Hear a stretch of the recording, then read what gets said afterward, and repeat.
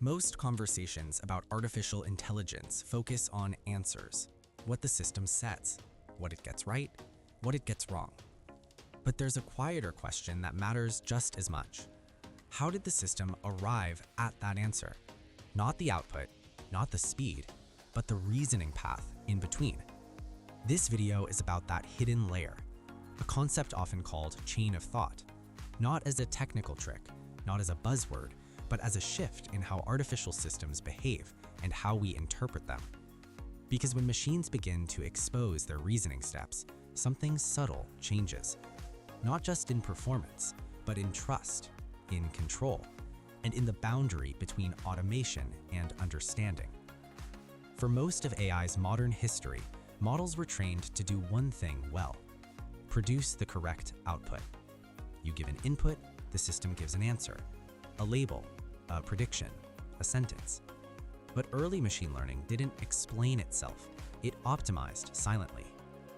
Even as models grew more powerful, their internal logic remained opaque, a black box that worked or didn't.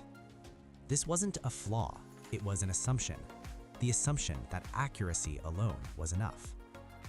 But as AI systems moved from labs into daily life, education, medicine, finance, creative work, that assumption began to strain. Because humans don't just want answers, they want reasons. When an AI gives a result without explanation, three problems quietly emerge. First, verification.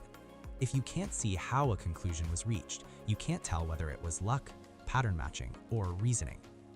Second, correction. When something goes wrong, you don't know where it went wrong. And third, alignment. You can't tell whether the system is thinking in a way that matches human values or simply optimizing shortcuts. For years, these issues were tolerated because the alternative seemed impossible. How do you ask a neural network to show its work? The answer didn't come from new hardware or a radical new architecture. It came from something quieter. Chain of thought is not a new kind of intelligence. It's a change in how we ask systems to respond. Instead of requesting only the final answer, we prompt the model to articulate intermediate steps, assumptions, logical transitions, partial conclusions. In effect, we ask the system to think out loud. This doesn't make the model smarter in a human sense, but it changes how its existing capabilities are expressed, and that distinction matters. Because many reasoning failures weren't due to lack of knowledge, but due to skipped steps. Chain of thought slows the system down, just enough. Not for accuracy alone, but for structure. The idea of step-by-step reasoning existed before. What changed is that large language models became capable of sustaining it. Earlier systems would lose coherence mid-reasoning, or hallucinate steps that didn't connect. Modern models can maintain longer internal narratives, tracking variables, revising assumptions, catching contradictions. This coincided with a broader shift in incentives. AI systems were no longer judged only by benchmarks, but by how well humans could work with them.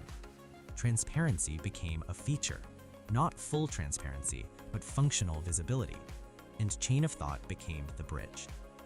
Here's the important part. Chain of thought doesn't just help users, it reshapes model behavior. When a system is encouraged to explain itself, it tends to use fewer shortcuts, rely less on spurious correlations, and produce more stable reasoning.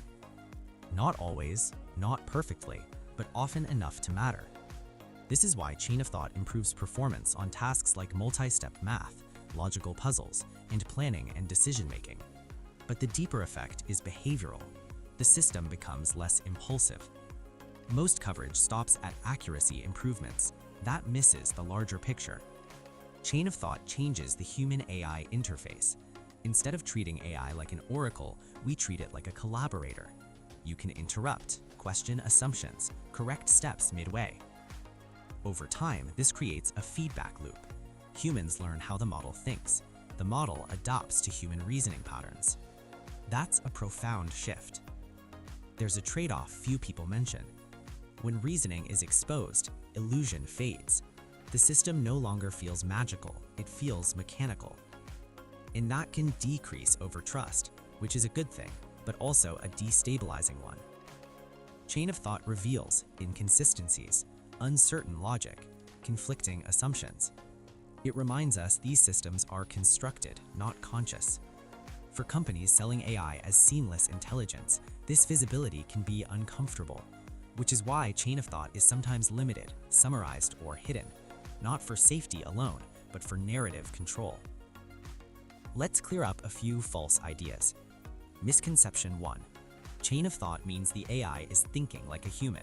It isn't. It's generating a plausible reasoning trace, not experiencing understanding. Misconception 2. More steps always mean better reasoning. They don't.